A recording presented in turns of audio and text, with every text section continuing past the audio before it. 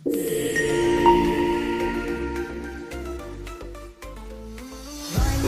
wake up alone, you know it's only gonna get you drunk and alone too. Don't let it in you, I can't get you out again free. Don't be afraid, you know you're gonna wake up in the bed in the morning. Pernah kepikiran nggak soal aturan-aturan tak kasat mata yang mengatur semua gerakan di sekitar kita?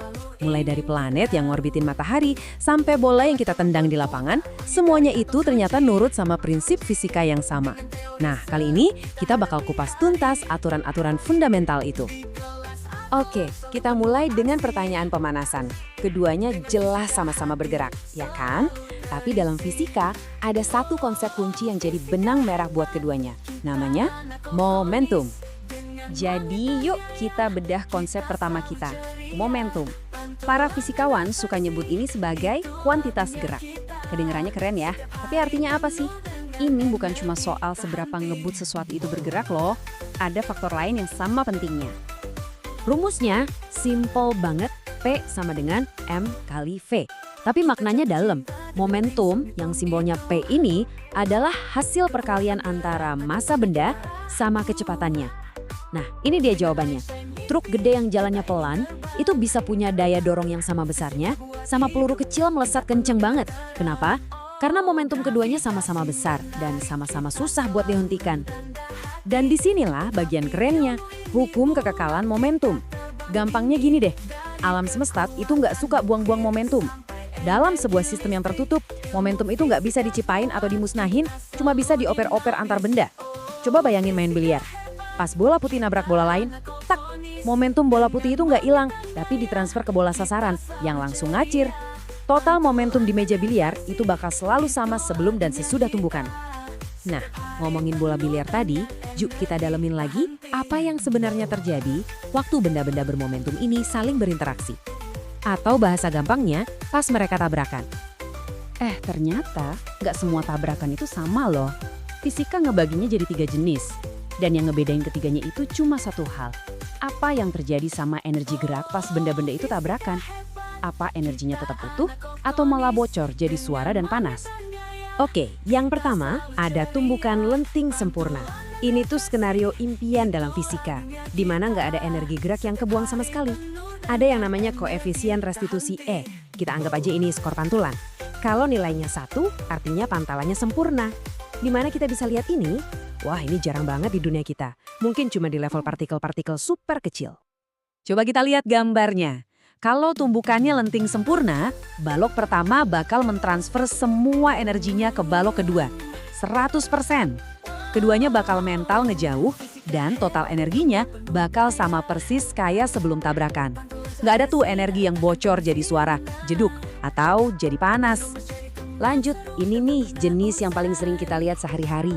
Tumbukan lenting sebagian. Di sini sebagian energi geraknya bocor, biasanya berubah jadi panas, suara, atau bikin bendanya penyot. Contoh paling gampang, kecelakaan mobil. Ada suara brak yang kenceng, ada bodi mobil yang penyok. Nah, itu semua adalah bentuk energi yang hilang. Skor pantulannya ada di antara 0 dan 1. Nggak sempurna, tapi ya masih ada mantulnya dikit. Kalau kita balik lagi ke gambar balok kita, ceritanya jadi beda nih. Setelah tabrakan, mereka emang misah, tapi geraknya jadi lebih pelan dari sebelumnya. Kenapa? Ya karena sebagian energinya udah kebuang, mungkin jadi suara gedebuk pas mereka tabrakan. Dan yang terakhir, yang paling dramatis, tumbukan tidak lenting sama sekali. Di sini energi gerak yang hilang itu paling maksimal. Kenapa? Karena kedua bendanya nempel jadi satu setelah tabrakan. Skor pantulannya 0 besar, sama sekali nggak mental, malah lanjut jalan barengan. Ilustrasi ini nunjukin dengan jelas banget. Balok pertama nabrak yang kedua, dan bukannya mental, mereka malah gabung jadi satu unit dan bergerak bareng. Contoh paling gampang di dunia nyata, coba aja lempar adonan kue ke tembok. Pasti nempel kan, nggak mantul? Nah, itu dia tumbukan tidak lenting. Oke, sejauh ini kita udah ngobrolin soal gerak lurus, terus maju, mundur, tabrakan. Tapi kan dunia nggak cuma lurus-lurus aja, banyak banget benda yang muter.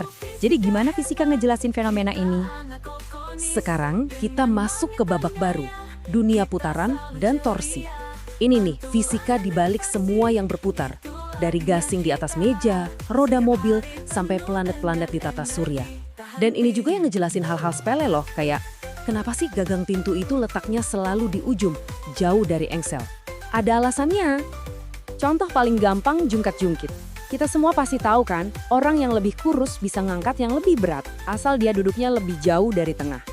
Ini bukti nyata, kalau mau bikin sesuatu muter, yang penting itu bukan cuma seberapa kuat kita ngedorong, tapi juga di mana kita ngedorongnya.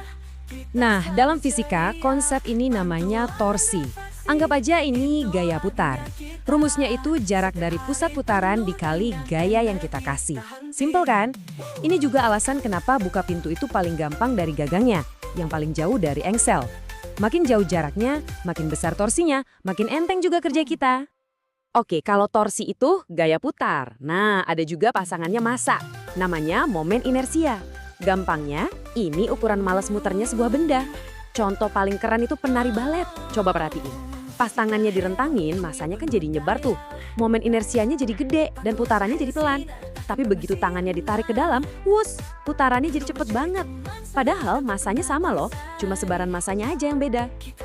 Yang bikin takjub itu, ternyata fisika gerak lurus sama gerak rotasi itu mirip banget. Bener-bener paralel. Mereka kayak dua sisi dari koin yang sama, ngomongin hal yang sama, tapi pakai bahasa yang sedikit beda. Yuk kita lihat deh kemiripannya. Perbandingan pertama yang paling dasar. Kalau di gerak lurus, kita butuh gaya buat bikin benda makin cepat. Nah, kalau di gerak rotasi, kita butuhnya torsi buat bikin benda muternya makin kencang. Satu buat ngedorong, satu buat muter. Klop kan? Perbandingan kedua. Massa itu kan ukuran seberapa males sebuah benda buat didorong lurus. Nah, momen inersia, kayak penari balet tadi, itu ukuran seberapa males sebuah benda buat diputerin. Dua-duanya sama-sama ngukur kemalasan untuk bergerak. Cuma beda jenis gerakannya aja. Dan, wow, lihat tabel ini deh. Ini rangkum semuanya dengan rapi banget. Coba perhatiin. Di kiri ada variabel buat gerak lurus, perpindahan, kecepatan, percepatan. Di kanan ada pasangannya buat gerak rotasi, perpindahan sudut, kecepatan sudut, percepatan sudut. Polanya rumusnya semua mirip. Ini nunjukin betapa elegannya hukum fisika. Satu set aturan yang sama bisa dipakai buat gerak lurus maupun gerak muter. Keren banget. Jadi gitu, dari tabrakan atom sampai galaksi raksasa yang berputar, semuanya diatur sama prinsip-prinsip ini, momentum, torsi, dan inersia. Nah, pertanyaannya sekarang buat Anda. Setelah tahu aturan mainnya, kira-kira di mana lagi Anda bakal melihat fisika ini beraksi di sekitar Anda hari ini? Mungkin pas buka tutup toples, atau pas lihat kipas angin berputar. Alam semesta jadi sedikit lebih masuk akal kan?